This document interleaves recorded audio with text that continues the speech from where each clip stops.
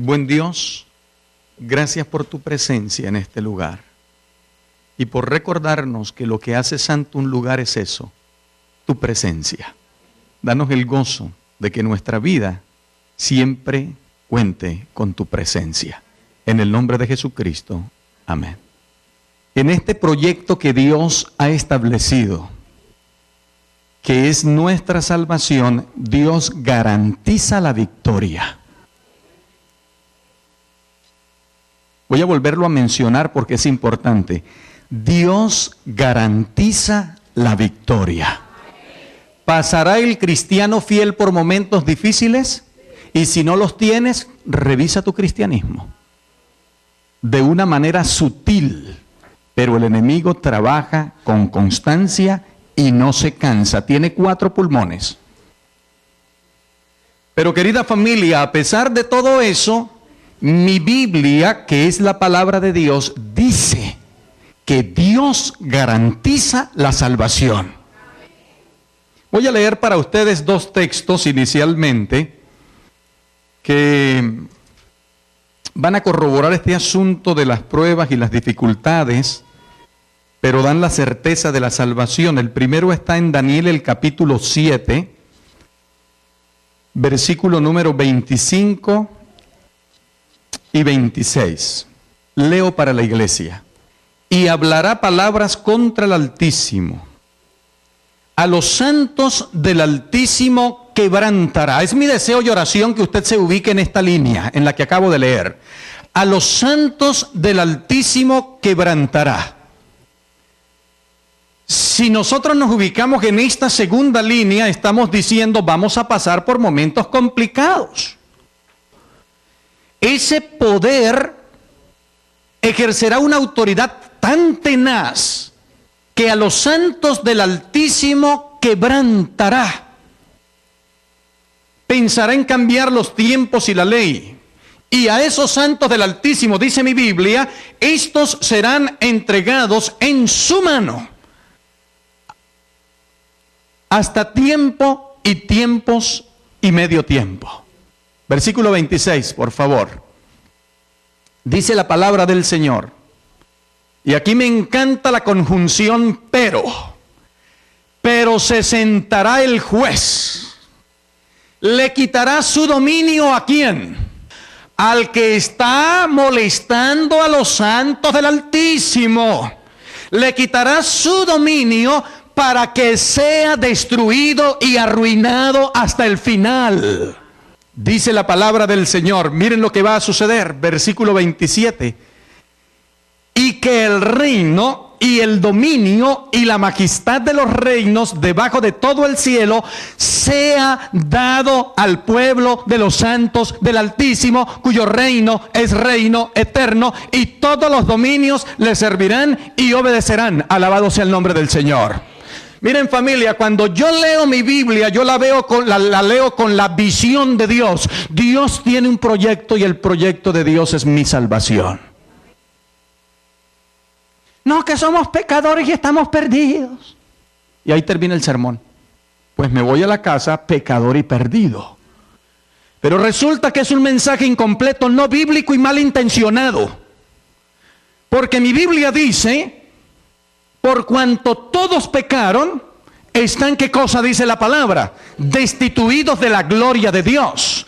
La paga del pecado correctamente es ¿qué cosa? La muerte, pero termina y el texto, estoy en Romanos 6:23. No termina allí, el texto termina diciendo, pero el regalo de Dios, la dádiva de Dios, lo que Dios tiene para ti es la vida eterna en Cristo Jesús, Señor nuestro. Yo quiero darle gracias a Dios porque Dios garantiza nuestra salvación. Si usted la quiere perder, esa es su decisión. Pero Dios la tiene garantizada para los que están dispuestos a echar su suerte con Él. Es el libro de los Salmos, el capítulo número 119, versículos 44 y 45. Dice mi Biblia: guardaré tu ley para siempre y eternamente. Aquí ya hay 2 cosas importantes que deben ser tenidas en cuenta. La primera de ellas, el 44 dice, guardaré tu ley siempre, para siempre y eternamente. El salmista nos está enseñando que la ley de Dios es eterna, porque si una persona va a guardar la ley de Dios eternamente, ¿cómo es que la ley de Dios terminó en la cruz del Calvario? El salmista está enseñando en este versículo tan sencillo, tan corto, tan claro, que la ley de Dios es eterna, el mandamiento es santo, el mandamiento es justo, el mandamiento es bueno, y el verdadero Hijo de Dios se goza en guardar el mandamiento de Dios. Y me encanta el versículo 45. Y andará, el que guarda la ley de Dios eternamente, dice, andará en libertad. Y las razones son porque busqué tus mandamientos. Quisiera pedirle a la iglesia respetuosamente que nos coloquemos de pie para que leamos juntos los 10 mandamientos de la ley de Dios. Se encuentran en Éxodo el capítulo 20, versículos 3 y hasta el 17. La introducción a los mandamientos identifica que son palabra de Dios y que Dios da libertad y libera de la esclavitud. Y dice el primer mandamiento, no tendrás dioses ajenos delante de mí. La sana expresión cabe, Dios es celoso.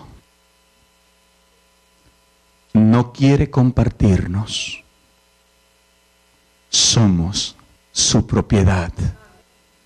Nos conviene incluso porque Él es bueno y su misericordia es para siempre. No te harás imagen ni ninguna semejanza de lo que esté arriba en el cielo, ni debajo, ni en la tierra, ni debajo de la tierra, ni en las aguas debajo de la tierra. No te inclinarás a ellas ni las honrarás, porque yo soy Jehová tu Dios, fuerte y celoso, dice la palabra del Señor, que visito la maldad de los padres sobre los hijos hasta la tercera y cuarta generación de los que me aborrecen, y hago misericordia a millares a los que me aman y guardan mis mandamientos. No tomarás el nombre de Jehová tu Dios en vano, porque no dará Jehová por inocente al que tomare su nombre en vano. Acuérdate del día de reposo para santificarlo. 6 días trabajarás y harás todas tus obras. ¿Qué más dice la palabra? Pero el 7º día es reposo para Jehová tu Dios. No hagas en él obra alguna, ni tú, ni tu hijo, ni tu criado, ni tu bestia, ni tu extranjero que está dentro de tus puertas. Porque en 6 días hizo Jehová los cielos y la tierra, el mar y todas las cosas que en ellas hay. Y Jehová bendijo el día de reposo y lo santificó. Dice el 5.º mandamiento, honra a tu padre y a tu madre, para que tus días se alarguen en la tierra que Jehová tu Dios te da. Número 6, no matarás. 7, no cometerás adulterio.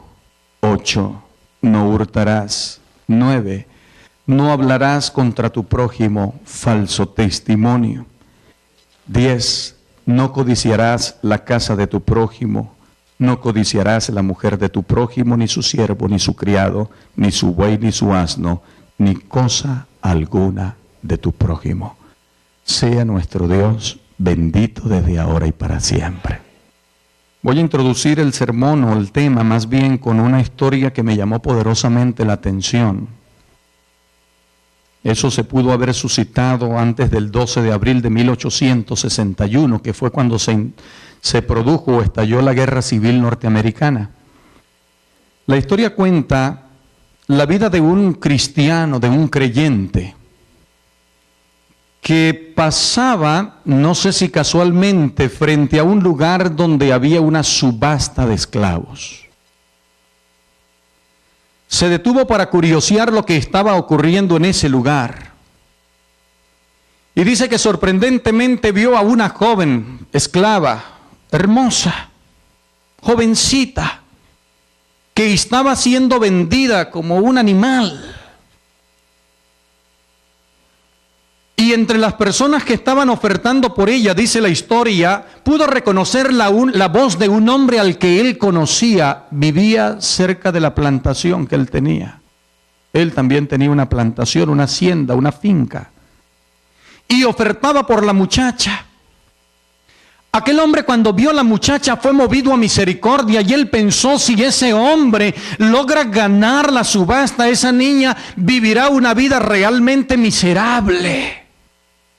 Lo calificó como un hombre atroz, como un individuo malo que se aprovechaba de la condición de esos seres humanos para maltratarlos, exprimirlos, dañarlos, hacerlos miserables. Y aquel hombre se sintió tan conmovido que mandó a detenerse el carruaje, el caballo donde iba, se baja y se mete entre la multitud, y movido a misericordia levanta la mano y hace una oferta.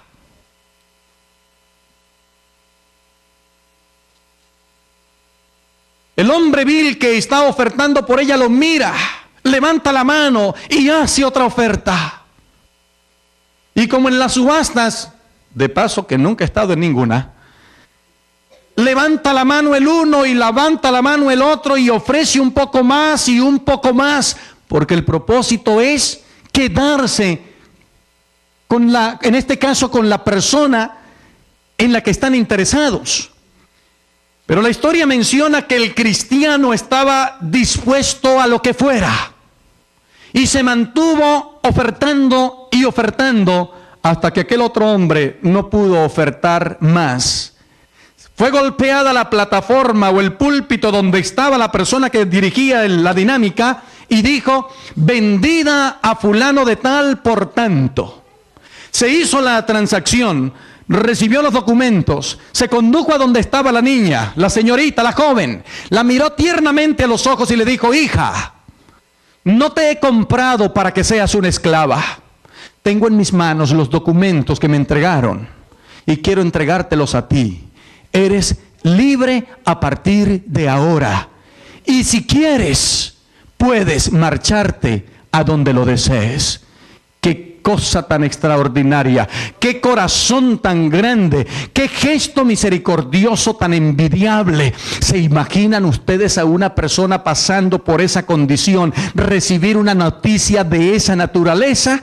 Ah, mis amados, aquella niña sin duda alguna debió sentirse altamente agradecida por el gesto de aquel hombre en su favor. En esta mañana, hermanos, quiero decirle a esta iglesia, y me lo digo a mí primero, que el ser humano está encarcelado y esclavizado. El ser humano pasa por momentos complicados. El ser humano está en una condición realmente penosa. Y es clave entenderlo, aceptarlo, asumirlo, para que por la gracia de Dios, quien vamos a estudiar eso en esta mañana, tengamos el gozo de ser libertados, porque Dios nos quiere libres, Dios nos creó libres y Dios nos recibe para darnos libertad. San Juan capítulo 8, versículo 34. Jesús les respondió: de cierto te digo, que todo aquel que hace pecado, ¿qué dice su Biblia? Esclavo es del pecado. Un día Jesús hizo una pregunta realmente interesante. Se las resumo. Usted se va a conectar con el episodio que está prácticamente allí mismo. El que de entre vosotros se crea sin pecado, ¿qué dijo el Señor? A un grupo de personas que traían a una pecadora. ¿Qué le dijo el Señor a ese grupo que traían a una pecadora? Para probar a Jesús en realidad. Jesús les dijo: el que se crea sin pecado, que lance la primera piedra. Dice la Biblia que Jesús, cuando levanta la mirada, no hay nadie allí. Y le hace una pregunta a la mujer: mujer, ¿y dónde están los que te condenan? Y la mujer solamente les dice: Señor, se han marchado. Y ustedes conocen lo que Jesús respondió, ¿verdad? Ni yo te condeno, vete y no sigas esclava. No es que la mujer no tenía problemas, claro que los tenía, pero Jesucristo en esa hora le dio libertad. Vete y no peques más. Pero el punto en cuestión es, ¿dónde están los que la acusaban? A los que la acusaban simplemente tuvieron que reconocer, si yo también soy pecador. Los que la acusaban tuvieron que reconocer que tenían también dificultades. Y la Biblia dice que el que peca es esclavo del pecado. Y cuando una persona en el término correcto de la palabra es esclava, tiene derechos a tres cosas: a nada, a nada y a nada. A obedecer incondicionalmente los caprichos, las órdenes y todo lo que se le ocurra a su amo. El que peca miserablemente está esclavo del pecado. Y el padre del pecado es la serpiente antigua que se llama Diablo y Satanás, que hace sufrir al ser humano. Pero les tengo una noticia hermosa en esta hora, hermanos. Es una noticia mencionada, hablada, dicha por los labios más puros, los únicos puros que han pisado el planeta Tierra como ser humano. Les voy a mencionar una frase de un personaje 100% humano que no cometió pecado, aunque fue tentado según nuestra semejanza. Voy a leer una frase hermosa de un personaje 100% humano que conoce nuestras debilidades y por eso nos invita a acercarnos a Él con confianza. Dice la palabra del Señor que entró Jesús a Nazaret, donde se había criado, su tierra natal, en el día de reposo, y entró a la sinagoga. Los adventistas que amamos a Cristo vamos a la iglesia el sábado. Pero Cristo, que es nuestro ejemplo, vino conforme a su costumbre a la sinagoga en sábado. Le pasaron el rollo del profeta Isaías, conocido como el profeta evangélico. Y la porción que Cristo leyó fue la siguiente. Escuchen esto. El Espíritu del Señor está sobre mí. Quisiera decirle a esta iglesia que Dios no puede ser sorprendido por nada.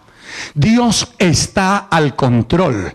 Esta porción no la leyó Jesucristo por casualidad. Era el tiempo de que los que estaban comenzaran a enterarse de quién estaba delante de ellos. Dice la Biblia, leyendo Cristo: el Espíritu del Señor está sobre mí, por cuanto me ha ungido para dar buenas nuevas a los pobres. Me ha enviado a sanar a los quebrantados de corazón. Y escuchen esto, hermanos: a pregonar libertad a los cautivos, vista a los ciegos, a poner en libertad a los oprimidos y a predicar el año agradable de Jehová. Cristo vino para traer libertad de la esclavitud del pecado. Más adelante, Jesús, mirando a la congregación, dijo: estas escrituras o esta escritura se ha cumplido hoy delante de vosotros. No cabe la menor duda. Cristo vino a esta tierra para darle libertad al ser humano. No está hablando de una cárcel física. No está hablando de una celda con barrotes. El pecado es una cárcel. El pecado, hermanos, es una prisión. Y Cristo vino para darnos libertad. En esta hora quiero alabar y glorificar el nombre de Dios, porque Dios me hace libre. Sea su nombre bendecido. Amados hermanos y familia toda, este asunto de la cárcel del pecado no es fácil. Técnicamente, de acuerdo a la palabra del Señor, ¿qué es pecado? Transgresión de la ley. Y así es. El que infringe la ley comete ¿qué cosa? Pecado. Y es más, voy a mencionar algo para los amigos que nos están viendo por la transmisión que hace esta iglesia. El hecho de desconocer la ley no nos quita el peso de la ley cuando infringimos la ley. Mi Biblia dice que Cristo vino para traer libertad, porque el peso de la ley cae sobre toda persona que no tiene a Cristo en su corazón. Hermanos amados, leamos lo que dice la palabra del Señor al respecto. Es muy, pero muy importante. Vean lo que dice Romanos el capítulo número 6, versículo 14. Vamos rápido a la Biblia, por favor. Romanos 6, 14.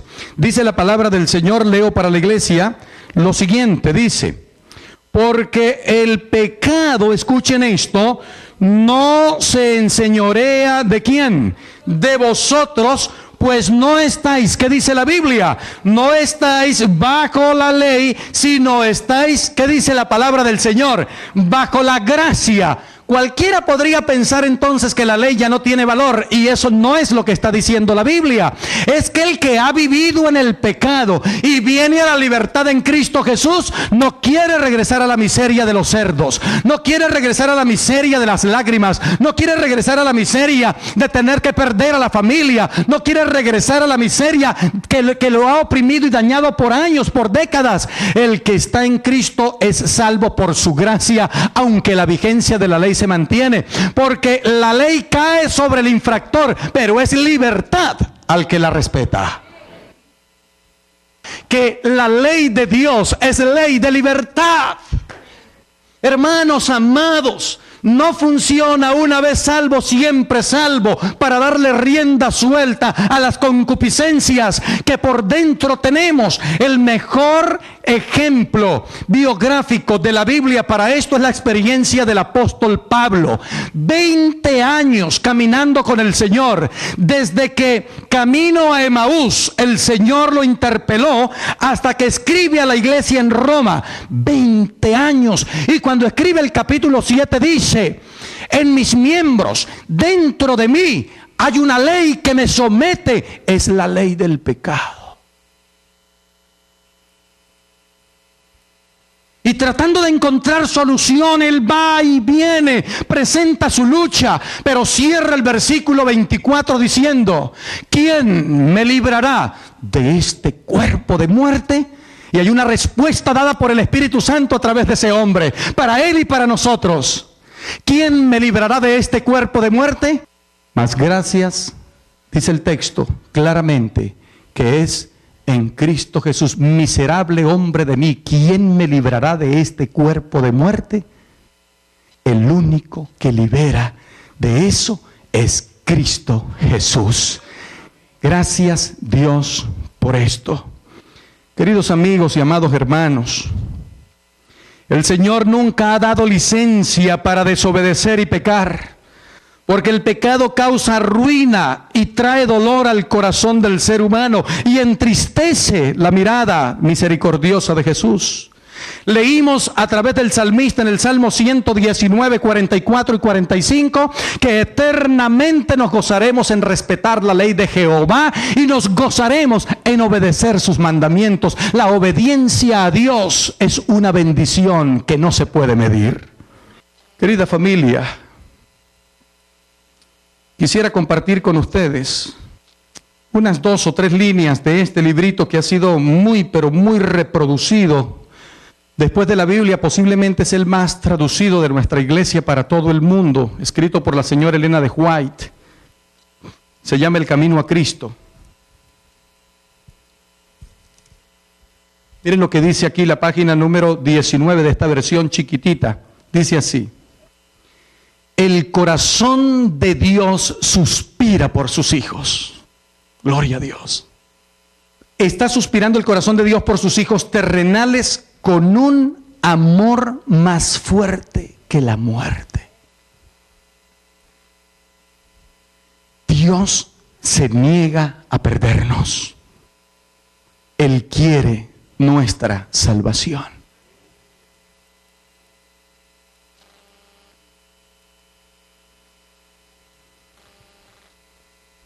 Para los amigos que nos están acompañando, usted debe orar muchísimo para que Dios escriba estas cosas en su mente y en su corazón.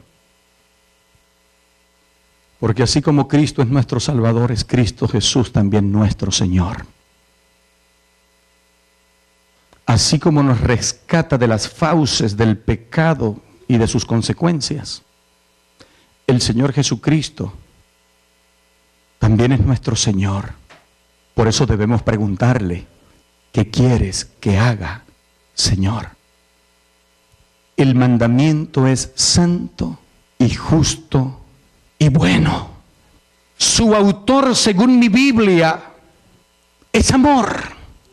Porque el que no ama no ha conocido a Dios, porque Dios es amor.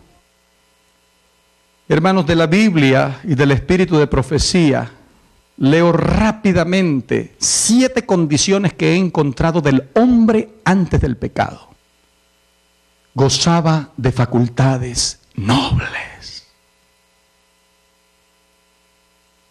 ¿Ha escuchado usted esa frase alguna vez? Oye, fulano de tal es una persona noble. Eso es lindo, ¿sí o no? Es bonito.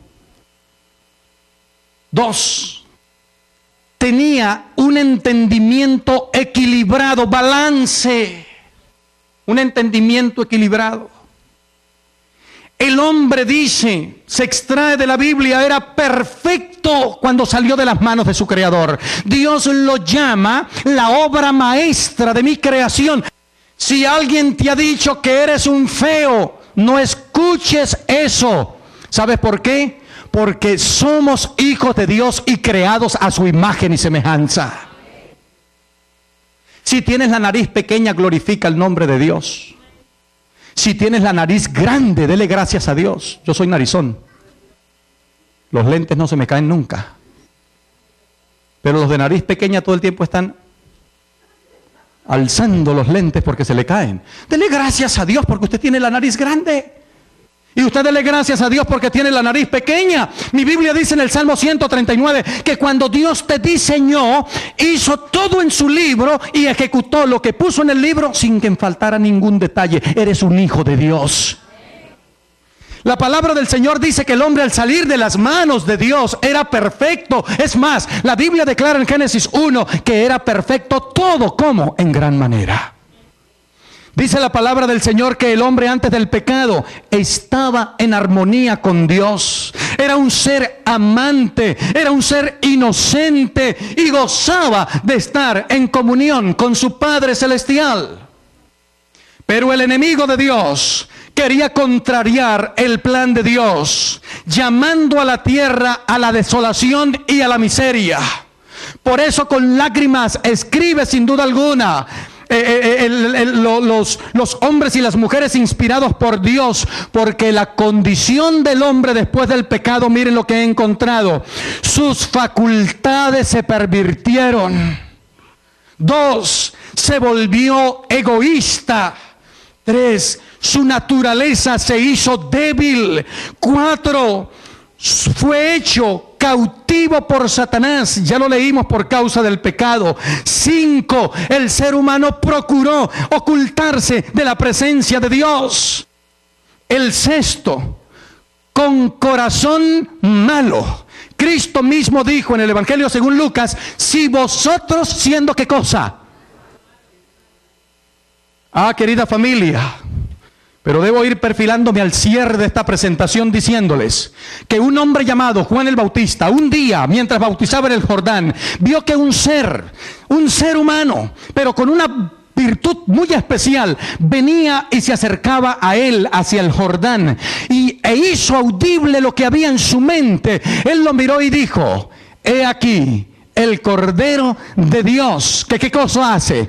Que quita él, no dice los, sino quita el pecado del mundo, porque Cristo vino a ser victorioso hasta la raíz misma del pecado. Cristo no deja ni siquiera la raíz, porque la maleza del pecado, si tiene todavía un poquito de raíces, se reproduce de una manera tan rápida que impresiona. Con Cristo estoy juntamente crucificado. Y ya no vivo, ¿qué dice la palabra? Si no vivo yo, ¿qué pasó? Pues me morí. Lo que ahora vivo en la carne, lo vivo en la fe de aquel que me amó y se entregó a sí mismo por mí. Hermanos, ¿es posible vencer? Le invito a que vaya a la matutina de adultos escrita por la señora White de este año y desempolve, creo que la de antier o de ayer, que lleva por título Satanás no puede obligarnos a pecar. El título es Satanás no puede obligarnos a pecar. Él nos invita, Él nos persuade, Él nos entretiene. Eso se llama tentación. Pastor, ¿es posible entonces mantenerse en una vida cada día victoriosa en Cristo Jesús? Pregúnteselo a José. Pastor, ¿es posible ser fiel hasta los momentos más difíciles? Pregúnteselo a Daniel, a Misael, a Ananías y a Azarías. Pastor, ¿es posible mantenerse tomado? Pregúnteselo a Esther en el nombre del Señor. Es posible ser victoriosos en Cristo Jesús. El ser humano que se pierde es porque decide perderse. Y el ser humano que se salva es por la gracia de Cristo Jesús. Porque en cuestión de salvación no hay ni siquiera un ápice de posibilidad de que el hombre sea glorificado. Todo es por la gracia del Señor Jesucristo.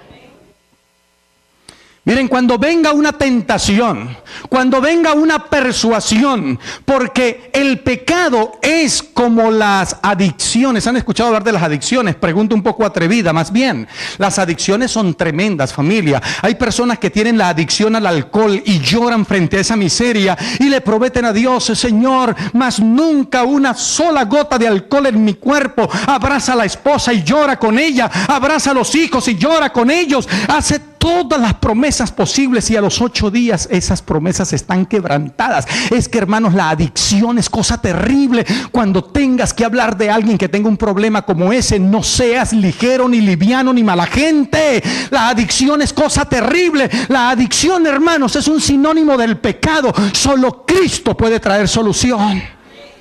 Y Cristo dice: para eso fue que yo vine, para darle libertad a los cautivos. Hay gente que los fines de semana, si no es que toda la semana, deja una fortuna en los casinos. Hay gente adicta a la pornografía.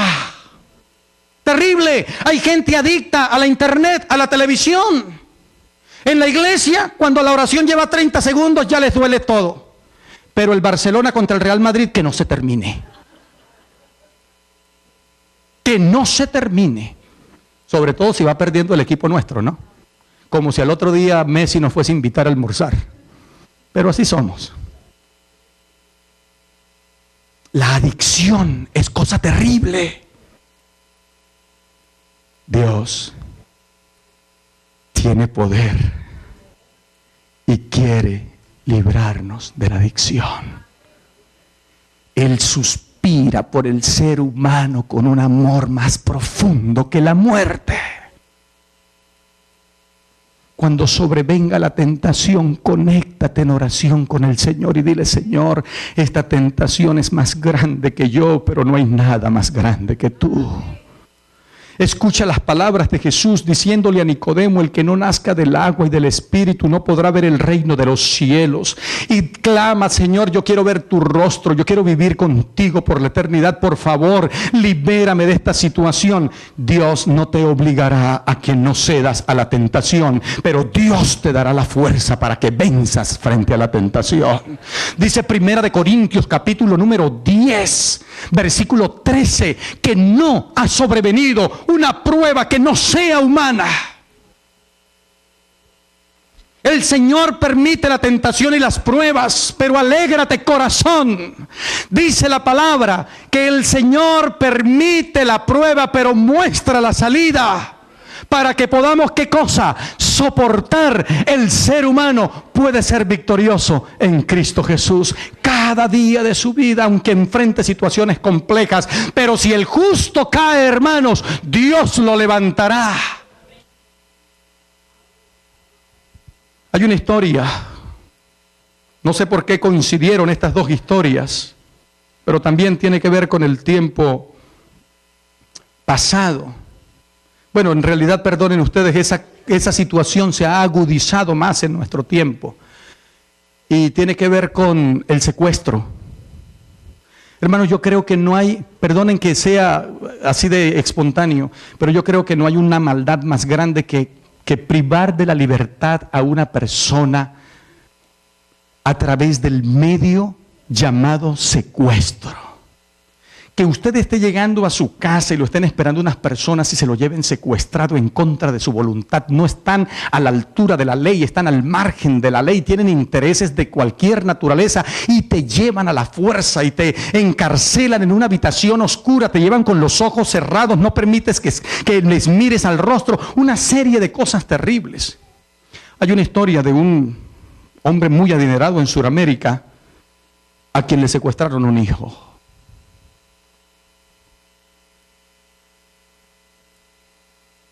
Para que ese hombre supiese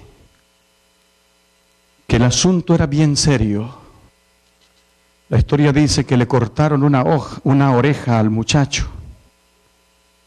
la metieron en una bolsa plástica, la metieron en un sobre y la mandaron diciendo la recompensa que pedían por el rescate del muchacho.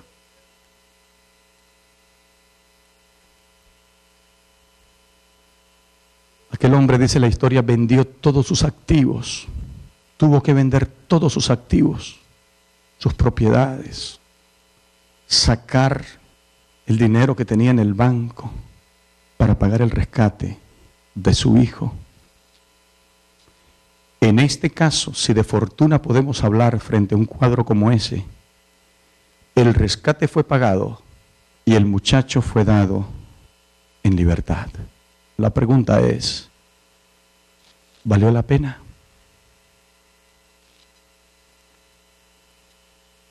El valor de un hijo no se puede medir. Y cuando yo leo mi Biblia me encuentro que Dios solo tiene hijos. No hay abuelo. Dios no tiene nietos. Dios no tiene otro parentesco. Dios solamente tiene hijos. ¿Valió la pena, hermanos? ¿Valió la pena que aquel hombre liquidara todos sus activos para pagar una deuda? Preguntémoselo a él. Nos mirará y nos dirá simplemente, ¿qué pregunta es esa? Es mi hijo. Aún más, ahora voy con la parte que nos debe tocar. Preguntémosle al hijo. Preguntémosle al hijo, muchacho, ¿crees que valió la pena que tu papá pagara todos los activos que tenía para darte libertad? Preguntémoselo al hijo. ¿Qué creen ustedes que va a responder el muchacho? Me ofendes con la pregunta. ¿Es que no me ves acaso? Si no hubiese sido por ese gesto misericordioso, inmedible, de un amor tan alto, tan profundo y tan ancho que no se puede medir, yo estaría muerto. Creo que podríamos poner palabras en los labios de aquel padre y también de aquel hijo. Valió la pena. En esta mañana debo preguntarle a la iglesia, ¿valió la pena que el cielo vaciara todos sus activos? ¿Valió la pena que el cielo lo entregara todo? Lo más precioso, lo más valioso, el unigénito Hijo de Dios. ¿Valió la pena? Vamos a preguntárselo al Padre.